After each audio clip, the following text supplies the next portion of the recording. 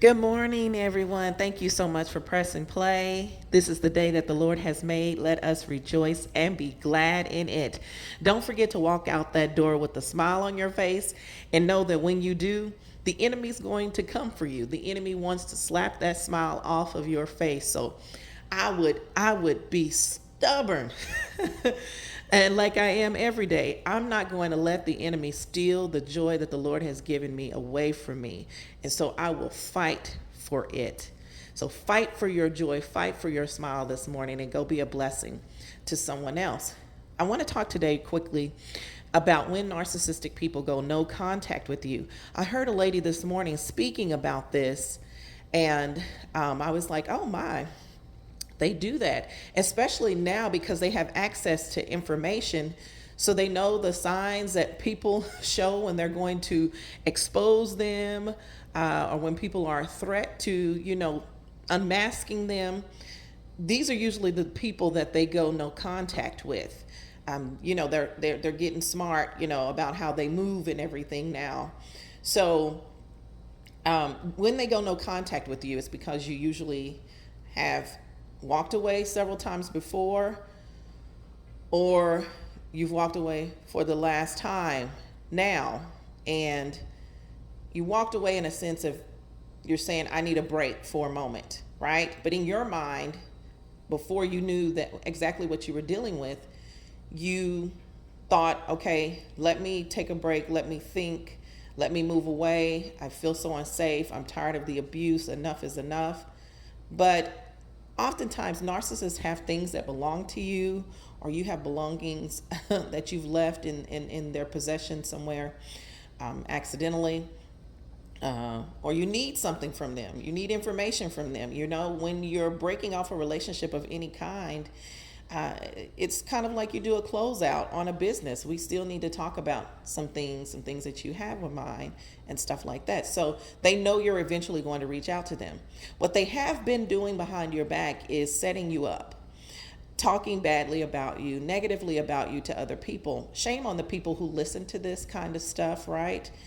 Who lend ear to gossip. Let that be a warning sign for you to cut those people off too. If you notice that people are turning their back against you based on what a narcissistic person is saying to them, because they're messy, trifling, toxic people. What I've learned is that people who if I see someone, and I've dealt with this quite recently, someone who talks behind someone's back and then they run and go smile in their face, that person is unsafe, toxic, and probably narcissistic. So this is what they've been doing. These people have been allowing this information to come in. 9 times out of 10, they didn't really like you in the first place. You see, when people are toxic and riddled with demons, and you decide that you're trying to improve your life, they hate that. Like the demons that are in them hate that. And so they don't like you. And so when the narcissist comes up with all this crap, they're all with it.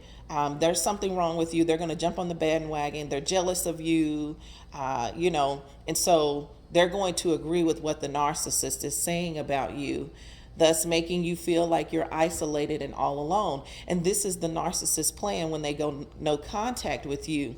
They have this cluster of people with them who are feeding to them that, you need to do this, you need to do that, based on their false narrative. And so a lot of these people will jump out in front of the bus for the narcissist because they want to believe what the narcissist is saying about you is true. But anyway, the narcissist goes no contact with you so that you will act out, so that you will do something crazy to try to get their attention, right? And prove their false narrative to other people. And this is why they go no contact with you. They want you to act a fool. And also because you're now a threat. You threaten when you walked away or took a break. That means that there's a chance you might say something about how they've treated you. So they have to beat you to it. They have to beat you to exposure. But they're not really exposing you, because what they're saying about you is a lie. But what you could say about them is to expose them. And this is when you'll see And when they do no contact, this is when some of you guys might see them take you to court based on their false narrative, so that they can show people, look, I had to take them to court because they wouldn't leave me alone. They wouldn't stop doing this. This person is crazy, when you've actually done nothing to them. The court thing doesn't go through, but they like to use the court system so they can have it documented that they've taken you to court. Most people don't follow through with their story, with the narcissist story, and actually look to see if you were proven guilty of anything.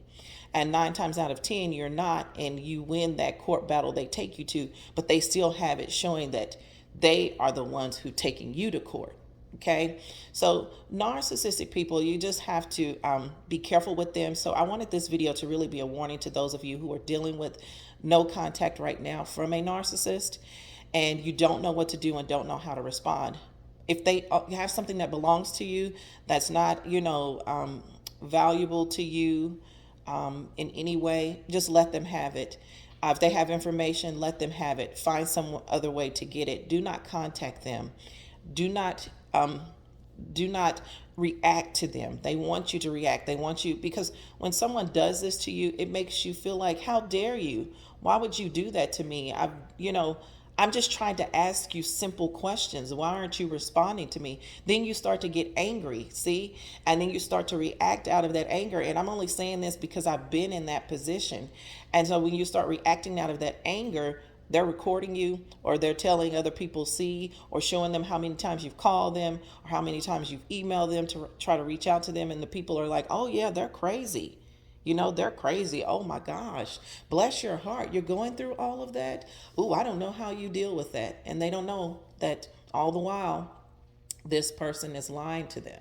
Now, some of those people will figure it out, because a narcissist will eventually abuse them as well. And then others don't even care, or if they see the truth, they still don't care.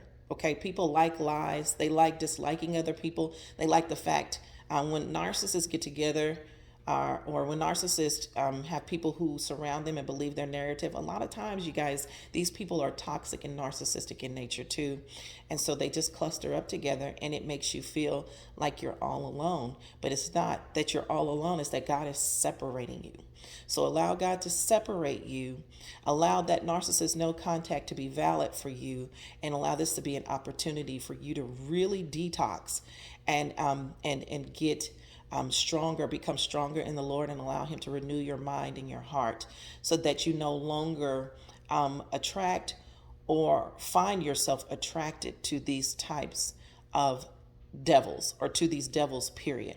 Okay, so we don't want to be attracted to the devil anymore. And that's what narcissistic people are. They are nothing but devils, just like Judas. And so we don't want to be attracted to them. We want to know that they have a place in this world. See, there was a purpose for Judas, right? What he intended for evil, God turned around for good for everyone. And so what the narcissist intends for evil for you, God will turn around for good. So you just stay in no contact with them, don't deal with them, and then just go on with your business. God bless you. Have a wonderful Wednesday, and take good care of yourselves.